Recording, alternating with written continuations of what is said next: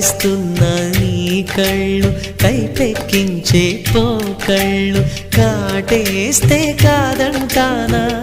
ఇప్పుడైనా వయసేమైనా సొగసేమైనా మరపించే మనసేమైనా నవ్వు నవరాత్రి నీ కోసం తీసుకువస్తున్నా మైనా ఏమైనావే మన్మథ మాసం అయినా ఎంతైనా ఇది మెత్తని మోసం తీయనైన తీరిక తీర్చమంది కోరిక నీకు తో